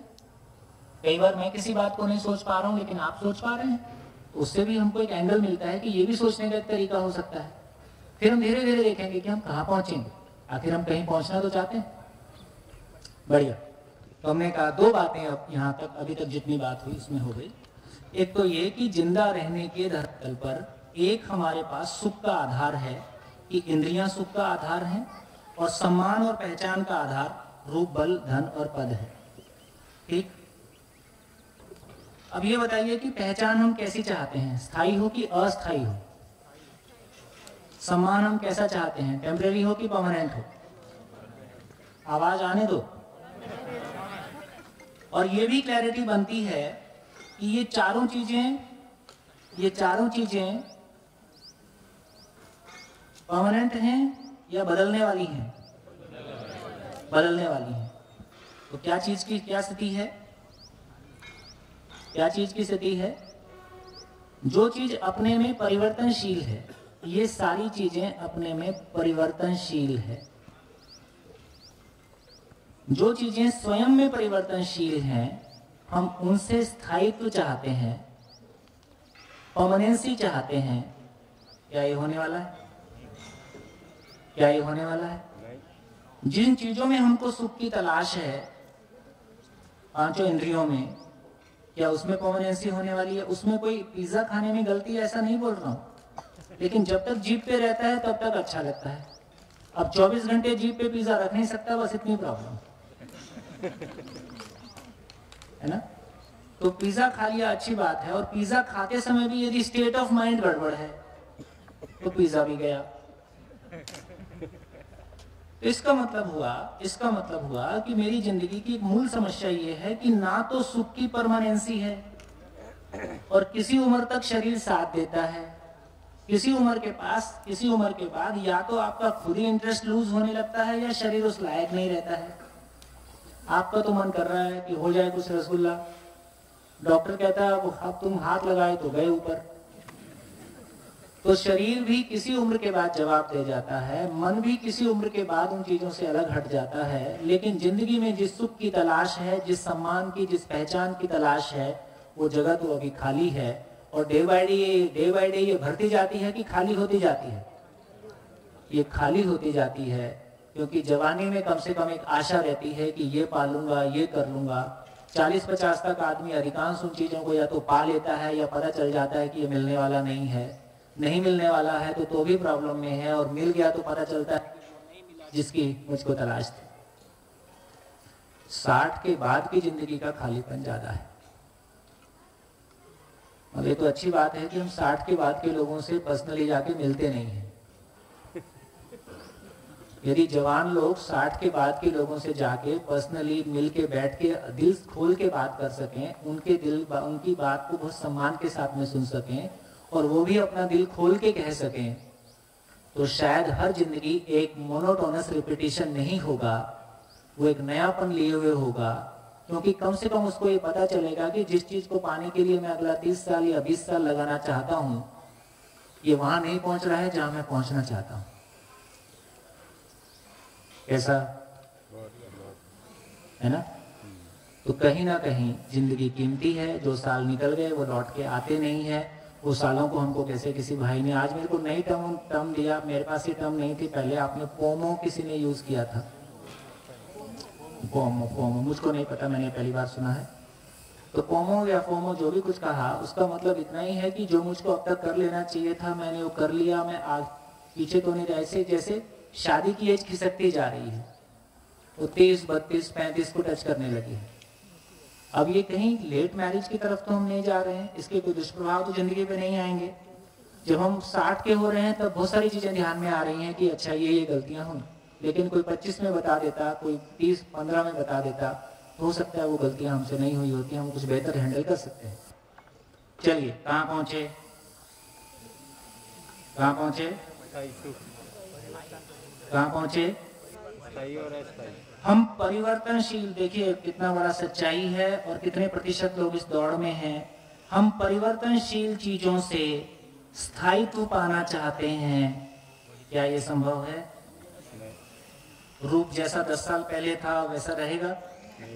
नहीं रहेगा, ये बदलेगा। शरीर बदलेगा, पैसा और पद ये लगातार बदलता है और कोरोना काल में तो जोरदार बदला है।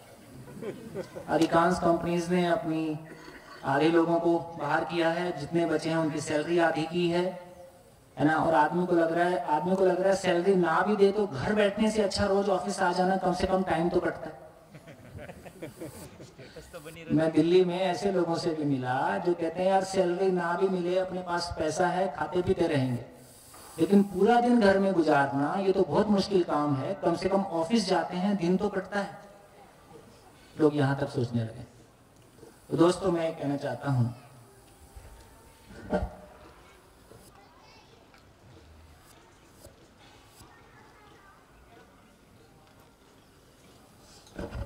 तो इसमें 3 फ्री गिफ्ट आ रहे हैं।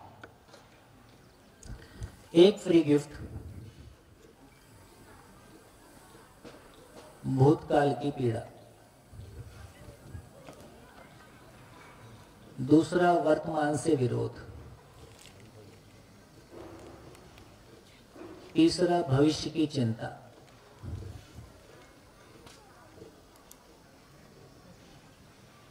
यही युद्ध और संघर्ष अपने भीतर में और बाहर में हमको दिखाई देता है।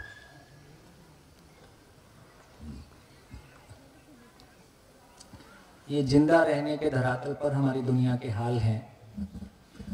सारी सफलताएं फाइनली कहां पहुंचेंगी?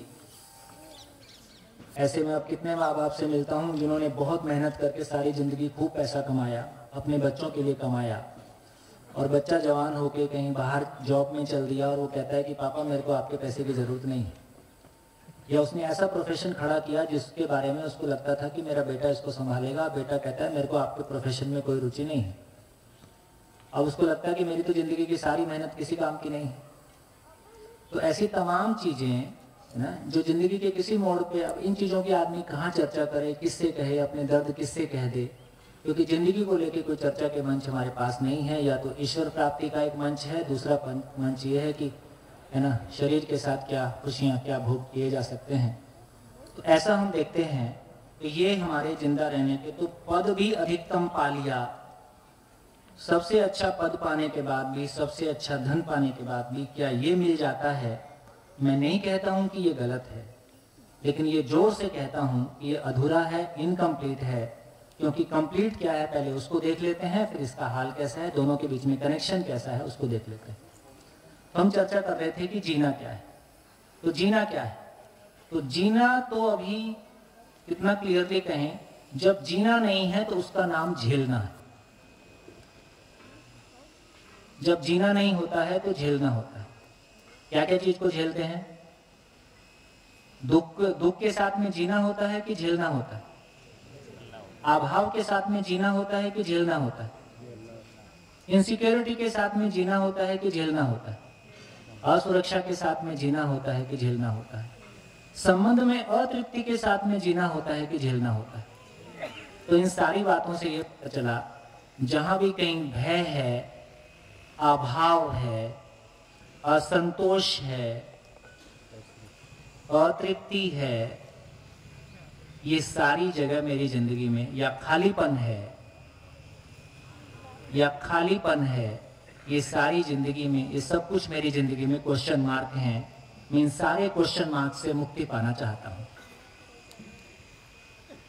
ये तो जीना है कि नहीं है? ये तो जीना नहीं है। तो जीना क्या है? जीना क्या है? जीना क्या होगा? इनसे मुक्ति। तो जीने का मतलब है कि एक मानव में, मैं एक मानव हूं, मुझ में एक मानव में स्वयं के प्रति विश्वास आ जाए, स्वयं के प्रति विश्वास आ जाए। स्वयं के प्रति विश्वास का मतलब है कि ऊपर की जितनी चीजें हैं, भय की जगह में अभय हो जाए, अभाव की जगह में भाव हो जाए, संतोष हो जाए, बहुत सारे और शब्द आपके पास होंगे, संबंध में तृप्ति हो जाए। मतलब ये जो भी एक व्यक्ति के रूप में मैं अंतर विरोध से मुक्त हो जाऊं, एक व्यक्ति के रूप में मैं अंतर विरोध से मुक्त हो जाऊं, मेरे भीतर जो कॉन्फ्लिक्ट है, जो भूतकाल की पीड़ा है, जो वर्तमान से विरोध है, जो भविष्य की चिंता है, मैं उससे मुक्त हो जाऊं, ऐसा हम सभी चाहते हैं। अभी थोड़ी सी सोचने लायक कुछ कुछ चीजें हैं। मेरे को लगता है कि हम 18 के हैं या हम 24 के हैं या हम 60 के हैं, इससे ज्यादा फर्क नहीं पड़ रहा है। अभी सभी स्वनिरीक्षण पूर्वक अपने अपने में देखें। मैं एक एक करके क्वेश्चन पूछता हूं। कैसा रूप हो आपका, आपकी शक्ल कितनी सुंदर हो कि आपके भीतर कोई भूतकाल की पीड़ा, वर्तमान से विरोध, भविष्य की चिंता कभी ना रहे। इसका कोई रिलेशन है? इसका कोई रिलेशन है? आपकी शक्ल कितनी सुंदर हो कि कभी अपने अंदर कोई इनसिक्योरिटी, कभी अपने भीतर किसी चीज का अभाव, ऐसी कोई स्थिति ना बने। इसका कोई रिलेशन है? कोई रिलेशन है? और लगा लीजिए, ऊपर जितना भी हमारा इंद्रियों से सुखी होने का कार्यक्रम है, इंद्रियों से सुखी होने का सारा कार्यक्रम कितना सुंदर हो जाए कि मुझको स्वयं के प्रति और संबंध के प्रति विश्वास आ जाए। इसको पलट के बोलता हूं तो आपको ज्यादा बेहतर ध्यान में आएगा। देखो, एक बहुत सेंसिटिव बात आपके सामने कहना चाहता हूं। एक स्वनिरीक्षण के लिए अच्छा मुद्दा है। देखिए, पति पत्नी संबंध में हम ट्रांसपेरेंट होते हैं, हमारा कुछ भी एक दूसरे से छुपा हुआ नहीं होता। यदि किसी दिन एक पत्नी को लगता है कि उसका पति इंद्रियों के मामले में संयमित नहीं है, तो पत्नी पति पे या पति पत्नी पे यदि दूसरा सामने वाला इंद्रियों के मामले में संयमित नहीं है, तो उसके प्रति ज्यादा विश्वास कर पाता है कि कम विश्वास कर पाता है? दूसरा इंद्रियों के मामले में संयमित नहीं है, इससे दूसरे के प्रति विश्वास बढ़ता है कि घटता है? बोल नहीं रहे हो? हाँ। और दूसरे को छोड़ो, यदि मेरे को अपने खुद के बारे ऐसा लगता है यार इंद्रियों के मामले में मेरा संयम ठीक नहीं है, मेरे को ऐसे विचार आते हैं जिनका आना दूसरे को भी पता नहीं है, दूसरे को कुछ पता नहीं है मेरे बारे में, मेरे को क्या क्या विचार आते हैं, लेकिन मुझको तो मेरे विचारों का पता चलता है, मुझको तो मेरे भाव का पता चलता है। यदि मेरे भीतर कोई ऐसे भाव और विचार आते हैं जो दूसरों के लिए यदि उसको पता चल जाएगा तो उसको खराब लगेगा, उसको तो पता भी नहीं चला है लेकिन मुझको पता चलता है, तो मेरे खुद के प्रति मेरा विश्वास बढ़ता है कि घटता है? जोर से बोलो। घटता है। इसका एक मतलब हुआ कि जीने का विश्वास और इंद्रिय सुख, इंद्रियों से सुख की निर्भरता, ये इनवर्सली प्रोपोर्शनल। जितना मेरे सुख की निर्भरता इंद्रियों से मुक्त होती जाती है, उतना मैं स्वयं के प्रति विश्वास ज्यादा कर पाता हूं। जितनी मेरी निर्भरता इंद्रियों पे बनी रहती है, उतना मैं अपने भीतर विश्वास को कम पाता हूं। इसको अपने में जांचा जा सकता है, मानने की आवश्यकता नहीं है। इसको दूसरे तरीके से भी समझ सकते हैं, जैसे स्वयं के प्रति विश्वास,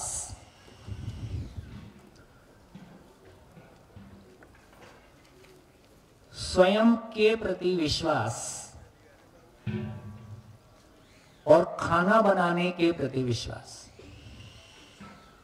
ये एक ही चीज है कि अलग अलग चीज है? दोनों में क्या फर्क है? मैं खाना बहुत अच्छा बनाता हूं, कंप्यूटर बहुत अच्छा चलाता हूं, सॉफ्टवेयर भी अच्छा बनाता हूँ। तो सॉफ्टवेयर अच्छा बनाता हूँ और डॉक्टर के रूप में ऑपरेशन भी अच्छा करता हूँ। ये स्वयं के प्रति विश्वास और ये चीजें अलग अलग है, एक ही बात है? कैसे अलग अलग है, कौन बताए? हाँ जी, माइक लीजिए, एग्जांपल लेके बताए।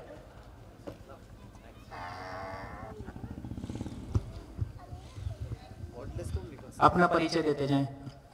नमस्ते, मैं प्रहलाद जोशी, गांधीनगर से। ये जगह का परिचय। तो प्रहलाद ज्योति आपका नाम है, आप गांधीनगर में रहते हो, इसमें आपका परिचय कहाँ है? मिनिमम जिंदा रहने वाला परिचय तो दो, जीने वाला हो तो अच्छी बात। क्या करते हो 2 लाइन में? अच्छा, एक छोटी सी कंपनी में डायरेक्टर हूँ एंड करने में तो ट्रैफिक मैनेजमेंट, एस्ट्रोनॉमी, ऐसे कई विषयों पर लोगों में जागृति बढ़ाने के लिए इससे मेरे को लगता है कि इस तरह के परिचय से हमारा आपस में भी एक दूसरे के साथ एक एक्सचेंज की जगह बनती है। किसी को ऐसी चीजों में रुचि होगी तो आप रुचि ले सकते हैं, किसी आपको होगी तो दूसरा ले सकते हैं। जी, तो लोगों में वैज्ञानिक चिंतन की वृद्धि हो, उसके लिए मैं प्रयत्नशील रहता हूँ, फेसबुक पर और इस तरह से वीडियोस बनाकर या लेख लिखकर। स्वयं के प्रति विश्वास, जैसा हमने अभी सीखा कि हमारे इंद्रियों पर आधारित होने के इन्वर्स प्रमाण में होता है, और जो खाने में जो विश्वास या मेरी जो कोई एक प्रतिभा पर विश्वास है, वो मेरी स्किल पर विश्वास है। गुड, बहुत बढ़िया आप बात कह रहे हैं। तो इसका नाम स्किल है। मैं एक अच्छा इंजीनियर हो सकता हूँ, मैं एक अच्छा डॉक्टर हो सकता हूँ, मैं एक अच्छा किसान हो सकता हूँ, है ना? ये बहुत सारी स्किल्स हमारे पास हो सकती हैं, लेकिन अच्छी स्किल होने के बाद भी जीना हो पाएगा, इसमें क्या गैप है? क्यों गैप है? क्योंकि उसमें मैं स्वयं के प्रति आश्वस्त नहीं हूँगा। हाँ, तो अब मैं कह रहा हूँ कि साइकिल चलाने के प्रति आश्वस्त मैं कैसे होता हूँ? उसके अभ्यास से। अभ्यास से। स्वयं के प्रति आश्वस्त कैसे होऊंगा? अपने इंद्रिय सुख पर निर्भरता इन्वर्स करके, मतलब कम करके। नहीं करके कोई करना नहीं होता है। क्या करने से मैं स्वयं के प्रति विश्वास पा जाऊंगा? मैं ऐसा कहूंगा कि अगर मैं स्वयं के प्रति आश्वस्त हो जाऊंगा तो इंद्रियों पर निर्भरता मेरी अपने आप कम हो जाएगी। स्वयं मतलब क्या चीज है, उसको पकड़े कैसे? हाँ, वो प्रश्न। हाँ, मैं मूल अपना मुद्दा पकड़ में आ जाए ना। भाई, साइकिल पकड़ने से साइकिल के प्रति विश्वास आ गया, खाना पकड़ने से खाने के प्रति विश्वास आ गया, कंप्यूटर पकड़ने से कंप्यूटर के प्रति विश्वास आ गया। ठीक, मैं क्या पकड़ूं कि स्वयं के प्रति विश्वास आ जाए? हाँ। इन सब से ये धन, पद, बल, रूप जो है आप नहीं वाला बता रहे हो, मैं है वाला पूछ रहा हूँ। उससे डिटैच कोई कार्यक्रम नहीं होता। डिटैच होना कोई कार्यक्रम नहीं है। ये अनावश्यक हमको अपराध बोध में ले जाता है। इसलिए कहा कि कुछ भी नहीं छोड़ना है, जो कर रहे हो डबल करो। मानव के रूप में आप एक मानव बनकर अरे कैसे, तो भाषा है। मानव मतलब कैसे बन जाऊं यार, मैं ठीक हूं तो सही, क्या करूं? और जो मानव को जो आदर्श है, और आदर्श वो जो सुनने में अच्छा लगे, प्रैक्टिसेबल ना हो।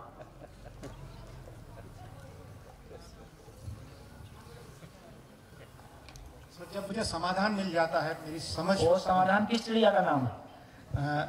जीने में, मेरे जीवन में उंगली रख के बताओ। जो मुझे विश्वास, जो मुझे जीने में विश्वास, मेरे भाव में, वही तो पूछ रहा हूँ। हाँ, आप थोड़ा आगे बढ़े। हाँ, बोले। जो मेरे भावों, मैं भावपूर्वक जीता हूँ। जो स्किल है वो मेरी कार्य निपुणता है, और जो मैं भाव को समझ के जीना जो मुझे मेरे भाव और विचार की क्वालिटी, भाव और विचार की क्वालिटी को बढ़ाता है समाधान।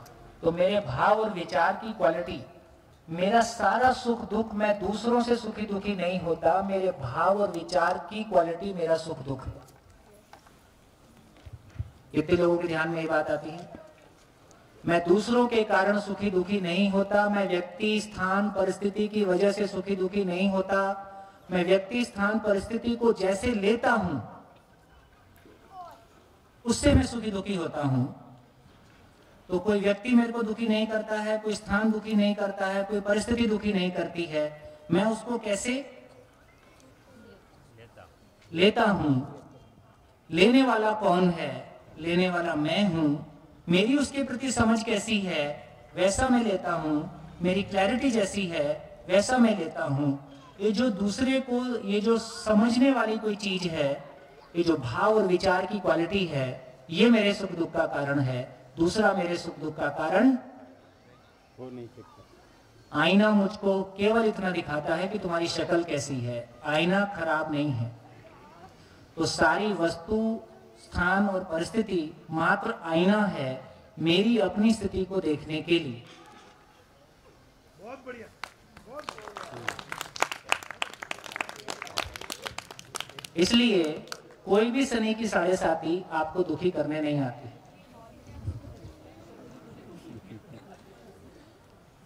शनि की 7.5 मात्र आईना है, थोड़ा ज्यादा क्लियर वाला है, थोड़ा ज्यादा गहराई से दिखा देता है। तो मैं सिर्फ ये कहना चाहता हूं कि हमारी जिंदगी में सारी अच्छी बुरी तमाम परिस्थितियां मात्र आईना है अपनी ही स्वयं की स्थिति को देखने का, कि मैं कहां कितना प्रभावित हुआ, किस चीजों को मैं ठीक से हैंडल कर पाया, अपनी स्थिति को देखने का कहां मैं मजबूत, अपनी स्थिति को देखने का कहां मैं कमजोर हूं, खुद को पहचानने का, तमाम परिस्थितियां खुद को पहचानने का आईना मात्र है। ये पूरा संसार अपने आप में एक लर्निंग स्कूल है। तमाम तरह की परिस्थितियां हमको जिंदगी के हर आयाम में अपनी स्थिति को देखने का अवसर देती है, अपने आप को पहचानने का अवसर देती है। सिंपल सी बात। तो यदि अब ये समझ में आया कि यार ये तमाम चीजें मेरे को सुखी दुखी करने नहीं आ रही, केवल ये बता रही है देखो तुम ऐसे हो, देखो तुम इस घटना को नहीं संभाल पाए, देखो तुम इस परिस्थिति को नहीं संभाल पाए, तो क्या करना है? उस तो मेरे को मेरी कमजोरी का पता चल गया। डॉक्टर क्या है, डॉक्टर का इतना ही मतलब बता देता है कि तुम्हारा ये गड़बड़ है। अब क्या करूं? उस पर रोना गाना करूं कि उसका इलाज करूं? तो जिंदगी में करना क्या है? जिंदगी में करना इतना ही है कि भाव और विचार की हाईएस्ट क्वालिटी को पा लेना है। इसी का नाम जिंदगी है, बाकी खाना पीना है। तो ऐसा हम, तो इसका मतलब है कि खाने के प्रति विश्वास है, ये स्किल है। मैं भाव और विचार कैसे करूं, मैं भाव और विचार कैसे करूं? जैसे यदि मैं एक डॉक्टर हूं तो मेरे को उस डॉक्टरी के बारे में जो स्किल मेरे पास है तो उसके बारे में मैं कॉन्फिडेंट रहता हूं। यदि मैं सिविल इंजीनियर हूं तो मैं एक बढ़िया मकान प्रोड्यूस कर देता हूं। यदि मुझको जिंदगी समझ में आती है तो मैं जिंदगी प्रोड्यूस कर देता हूं। तो दोस्तों, हमने जंगल युग से शुरू किया था। कभी झोपड़ी में और पेड़ के तले रहते थे, कभी पत्ते पहनते थे। हमने आवश्यकता समझी तो अच्छे कपड़े बनाए, हमने आवश्यकता समझी तो अच्छे मकान बनाए, हमने आवश्यकता समझी तो अच्छी गाड़ियां बनाई। अब हमको आवश्यकता लग रही है तो हम जिंदगी भी बना लें। तो ये जो इधर वाली बात कह रहे हैं, इसका मतलब है स्वयं के प्रति विश्वास स्वयं को समझने से आएगा, वो भाव और विचार की दुनिया को समझने से आएगा। वो आ गया है, इसकी पहचान है, इसकी पहचान है कि स्वयं के प्रति विश्वास अपने जीने में आता है। स्वयं के प्रति विश्वास जब अपने जीने में आता है, उसका रिफ्लेक्शन, उसका मैनिफेस्टेशन संबंध में तृप्ति के रूप में आता है। इसका मतलब है यदि स्वयं के प्रति विश्वास आता है तो शिकायत मुक्त मानव हो जाता है।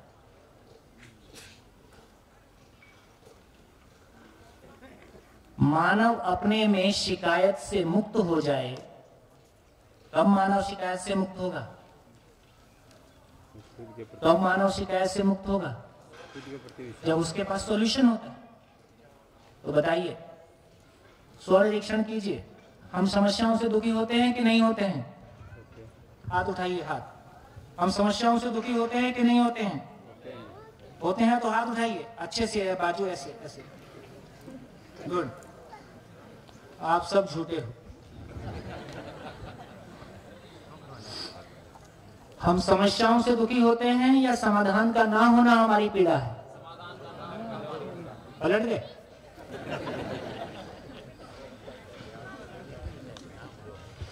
दोनों में कुछ अंतर है कि केवल भाषा का फर्क है? दोनों में कुछ अंतर है कि केवल भाषा का फर्क है? क्या अंतर है? माइक लीजिए। क्या अंतर है? माइक लीजिए। मेरे पास, मैं अगर एग्जांपल दे के कहूँ कि मैं कहीं जा रहा हूँ और मेरी गाड़ी में अगर कुछ खराबी हो और मुझे ये मालूम नहीं है कि मेरे पास इसका समाधान नहीं है कि ये कैसे ठीक होगी, तो मैं बहुत दुखी हो जाता हूँ और मेरा सारा का सब। लेकिन अगर मुझे मालूम है और मुझे समझ है कि और मेरे पास इसका समाधान है कि ये कैसे ठीक होगी, तो मैं दुखी नहीं होऊंगा और उसको तुरंत ठीक कर लूँगा। टीचर एक ही क्वेश्चन पूछता है क्लास में, जिसको आंसर आता है उसको कैसा करता है? सर जी, सर। और जिसको नहीं आता वो क्या करता है? जिसको नहीं आता वो क्या करता है? जिसको टीचर क्वेश्चन पूछता है, जब आंसर नहीं पता होता है तो आदमी क्या तो आप क्या करते हैं?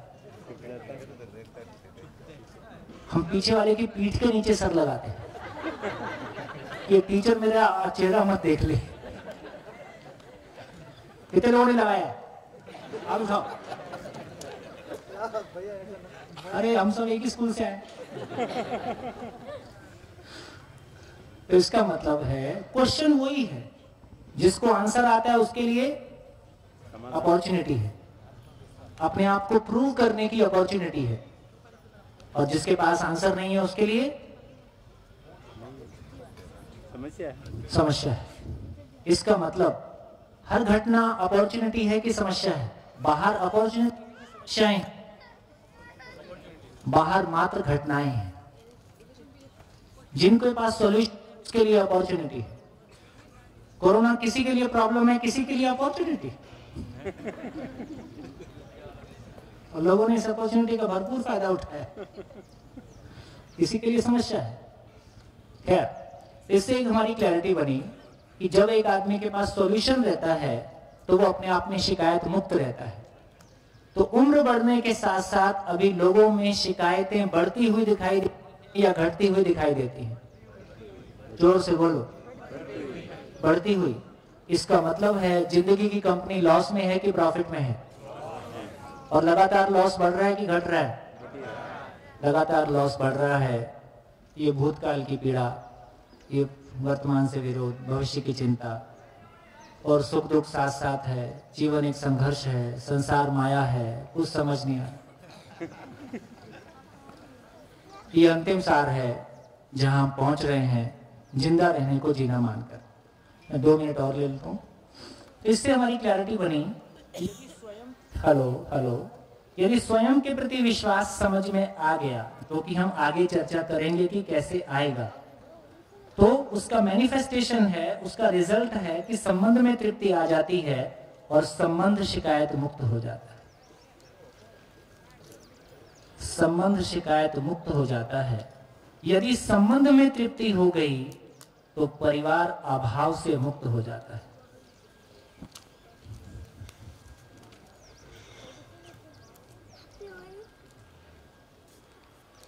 एक ही स्वयं के प्रति विश्वास का मैनिफेस्ट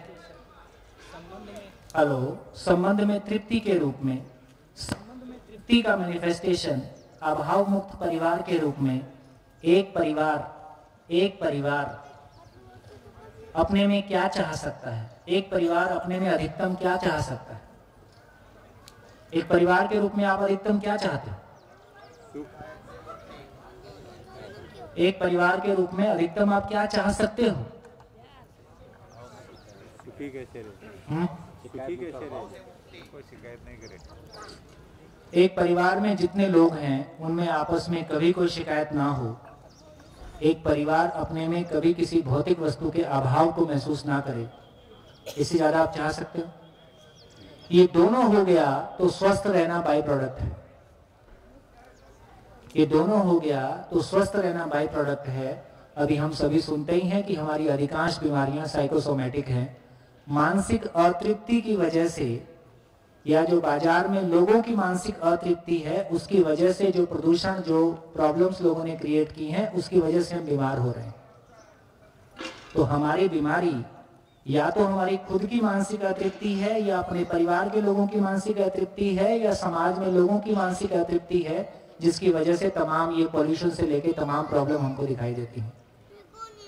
तो दोस्तों, यदि ये माइंड वाला प्रॉब्लम हैंडल हो गया, यदि स्वयं के प्रति विश्वास वाला काम बन गया, तो संबंध में तृप्ति हो गई, अभाव से मानसिकता में मुक्ति हो गई, तो उसके बाद ये तमाम तरह की बीमारियां, ये प्रॉब्लम्स भी अपने आप ठीक हो जाने वाली हैं। तो मेरे को लगता है कि क्या एक परिवार इससे अधिक कुछ चाह सकता है? और एक सूत्र है, हाँ जी, माइक। हम कह रहे थे कि स्वयं के प्रति विश्वास के लिए जरूरी है कि तृप्ति हो, संतोष हो। तो तृप्ति कब आती है? जब हमें चीज़ों के लिए एक्सेप्टेंस होती है कि चीज़ें जैसे है हम वैसे स्वीकार कर पाए, तब तृप्ति आती है। और दूसरी बात हम कह रहे हैं कि शिकायत मुक्त हो। तो एक तो हम बात करें कि रियलिटी को जैसे है वो एक्सेप्टेंस हमारे में हो, और जब हम शिकायत मुक्त करने की बात कर रहे हैं तो हम कह रहे हैं कि रियलिटी को एक्सेप्ट नहीं कर रहे, तब हम कह रहे हैं कि शिकायत ही ना हो। तो वो दोनों मुझे थोड़ा कंट्रोवर्शियल कॉम्प्लीमेंट, क्योंकि पहले वाला मैंने नहीं बोला है, वो आपने, इससे ये क्लैरिटी तो आ गई कि अल्टीमेटली जैसा है वैसा स्वीकार दो, ऐसा नहीं कहा जाता। इसकी चर्चा हम आगे चलेंगे तो उस पर करेंगे ही, क्योंकि अभी तो केवल इतना ही रख रहे हैं कि आखिर हम 8 दिन के लिए जाएंगे कहाँ, उसको भर एक बार डिमार्केट कर रहे हैं। तो ये क्लैरिटी हमारी बन गई कि भाव के लेवल पे जब भी कोई गड़बड़ी है उसका नाम अभाव है। जैसे स्नेह और ईर्ष्या, तो ईर्ष्या भाव है कि अभाव है? अभाव है। ये भाव क्या है? स्नेह भाव है। तो स्नेह की कमी हो गई है, इसका नाम ईर्ष्या है। इसका मतलब है कि जब भी भाव नहीं होगा तो क्या होगा? भाव की कमी होगी, और जो भाव की कमी है वही मेरी जिंदगी का खालीपन है। अभी समझना पड़ेगा ये भाव की फैक्ट्री कहाँ पे है और ये विचार की फैक्ट्री कहाँ पे है। और भाव विचार की फैक्ट्री 24/7 है। तो जिस तरह से मेरे को पता है कि हार्ट इधर है, लीवर इधर है, किडनी इधर है, तो डॉक्टर हार्ट खोलने की जगह में किडनी नहीं खोल देता है? उसको पता है कि कहाँ लोकेशन है। क्या हमको पता है कि मेरी जिंदगी में भाव का जनरेशन और विचार का जनरेशन की मशीन कहाँ लगी है? यदि मेरे को ये पता चल जाए कि वो मशीन कहाँ है, कैसे काम कर रही है, तो जिस तरह से मैं हार्ट और किडनी को ऑब्जर्व कर पाता हूँ या उसको हैंडल कर पाता हूँ, मैं अपने भाव और विचार की मशीन को भी हैंडल कर सकता हूँ। तो जितना ऑब्जेक्टिवली मुझको शरीर के बारे पता है, उतना ही ऑब्जेक्टिवली यदि मुझको स्वयं के बारे, मेरे बारे, विचार के बारे, भाव के बारे और इसमें जो भी अप डाउन्स आते हैं, उस मैकेनिज्म के बारे जितनी क्लैरिटी के साथ पता चल जाएगा, उतना मेरा उस पर अधिकार बन जाएगा। तो इस जगह में मेरा अधिकार आ जाए, इसकी चर्चा आगे। एक और बोलिए, माइक दीजिए ना।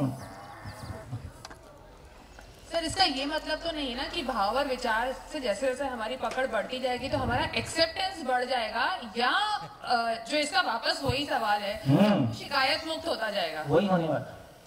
क्या होने वाला है? एक्सेप्टेंस बढ़ने वाला है या शिकायत मुक्त होने वाला है? एक ही बात है दोनों। एक्सेप्टेंस का बढ़ना, पॉजिटिव के लिए, सही के लिए एक्सेप्टेंस का बढ़ना का मतलब ही है कि आप डॉक्टर हो गए, और आप शिकायत का मतलब ही है कि आप प्रॉब्लम का सॉल्यूशन आपके पास है। एक्सेप्टेंस का मतलब ही है कि सॉल्यूशन, एक्सेप्टेंस क्या चीज के लिए होगा? सॉल्यूशन के लिए होगा कि प्रॉब्लम के लिए होगा? सॉल्यूशन के लिए। और सॉल्यूशन मेरे पास आ गया तो शिकायत होगा कि नहीं होगा? नहीं होगा। सिंपल। आपने कहा था जीवन का मतलब भाव और विचार क्वालिटी को पा लेना जिंदगी है। तो ये हाईएस्ट क्वालिटी का मतलब क्या है? आज के दिन थोड़ी सब पूरा हो जाएगा, कल भी तो कुछ करेंगे, परसों भी तो करेंगे। हाँ, एक ध्यान चला गया कि इसकी भी फिर से बोल देता हूँ, मेरा सारा सुख दुख मेरे भाव और विचार की क्वालिटी है। इसमें कोई शंका? इसमें कोई शंका नहीं है। तो बहुत क्लैरिटी हो गई कि मेरे को सुखी दुखी करने वाला दूसरा नहीं है, मेरे भाव और विचार की क्वालिटी को दूसरा प्रभावित कर देता है। तो मेरे भाव और विचार की क्वालिटी यदि सही होगी तो वो प्रभावित नहीं होगी। जैसे 2 + 2 4 होता है, तो कोई 5 बोलने से मैं 5 मानने लगता हूं या 4 ही रहता है? तो जहां मेरे को निश्चितता है, जहां मेरे को क्लैरिटी है, वहां मैं प्रभावित नहीं होता। जहां मेरी क्लैरिटी नहीं है वहां मैं प्रभावित हो जाता हूं। इसका मतलब है कि मेरी को जिंदगी की क्लैरिटी बन गई तो दूसरा माने या नहीं माने, मैं प्रभावित नहीं होता, तो मेरी क्वालिटी अपनी जगह में स्टेबल हो जाती है। इसी का नाम stable state of mind. But वो क्वालिटी जो स्टेबल हुई वो सही है, वो कैसे पता चलेगा? उसके सही होने का मतलब यही है कि वो कभी ना हिले। जो कभी ना हिले वही सही, उसको जांच के देख सकते हैं, प्रभावित ना हो। इसलिए फिर कहा गया कि दूसरों की अयोग्यता से प्रभावित ना होना ही स्वयं की योग्यता है। दूसरों की अयोग्यता से प्रभावित हो जाना ही स्वयं की अयोग्यता है।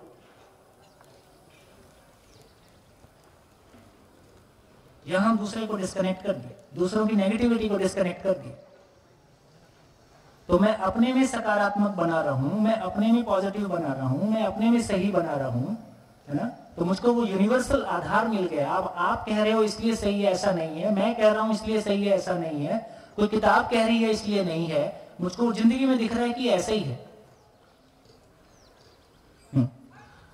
अभी एक शब्द आया दूसरों की अयोग्यता से प्रभावित होना, तो कई बार मैं इस बारे में सोचता हूँ। तो एक उदाहरण मेरे सामने आता है कि मान लीजिए हम किसी रोड पर, एक अच्छी रोड है, उस रोड पर हम सारी सुरक्षा के साथ ड्राइव कर रहे हैं, लेकिन पीछे से किसी व्यक्ति ने हमारे उस बाइक को या हमारे व्हीकल को टक्कर मार दी, उससे हमारा एक्सीडेंट हुआ, हाथ पैर टूट गए। तो अब उसकी अयोग्यता थी, उसके कारण हमें नुकसान हुआ, तो प्रभावित तो होना स्वाभाविक है। तो इसमें बिल्कुल ठीक। तो इसको बोलते हैं नासमझी टैक्स। देखिए इसका इतना ही मतलब हुआ कि यदि हम लोग शादियां किए हैं, तो कोई लोग शादी करते हैं समय क्या बोलते हैं कि अभी हम शादी के लायक नहीं हुए हैं, अभी हम फाइनेंशियली स्टेबल नहीं। तो लोग जब तक बच्चे पैदा नहीं कर रहे हैं, या कुछ लोग इस डर के मारे शादी नहीं कर रहे हैं कि हम अपनी फैमिली चला पाएंगे कि नहीं चला पाएंगे। तो हमको पता है कि बच्चे आएंगे तो उसको खाने की जरूरत है, तो उसके लिए हमने इंतजाम कर दिया। अभी हमको पता चला कि यार इतने में ही काम नहीं चल रहा है कि बच्चे का केवल खाना खिला दिया इससे काम नहीं चलेगा, बच्चे को समझ भी देना होगा तो उसका काम चलेगा। अभी हम अपने बच्चों की जिंदगी में उनके जिंदा रहने के लिए सहयोगी हैं कि उनके जीने के लिए सहयोगी हैं? अभी हम अपने बच्चों के लिए जिंदा रहने में सहयोगी हैं। जीने की अकल हमारे पास नहीं थी, जीने की समझ यदि हमारे पास नहीं थी तो हम उनको भी क्या देते। तो अब ये क्लैरिटी बनी, यदि जीने की समझ हमारे पास होगी तो हम आने वाली पीढ़ी को वो समझ देंगे ही, तो फिर ये दुर्घटनाएं नहीं घटेंगी। हाँ, ये सूत्र कैसे लागू होता है तो पहले छोटी छोटी परिस्थितियों में देखेंगे। किसी भी चीज को जांचने का तरीका ये है कि पहले सामान्य परिस्थितियों में काम कर जाए। अभी तो आपको कोई तंग नहीं कर रहा, बेमतलब दुखी हो रहे बैठे बैठे, किसी ने आपको नमस्ते नहीं किया, आप इसी से परेशान हो। तो अभी हमारी रोजमर्रा की सामान्य परिस्थितियों में हम अनावश्यक दुखी हो रहे हैं, पहले उसको हैंडल कर ले। फिर जो थोड़ी सी हम और थोड़ा सीरियस परिस्थितियां कह रहे हैं उनको देखेंगे फिर कैसे हैंडल करेंगे। लेकिन हम चाहते तो यही, क्या चाहते हैं हम? दूसरों की अयोग्यता से प्रभावित हों कि नहीं हो? चाहते तो यही है कि ना हो। अभी सूत्र कैसे काम करेगा इसको देखेंगे। इसके पहले चाय काम करेगी। थैंक यू, नमस्कार, फिर मिलेंगे चाय के बाद।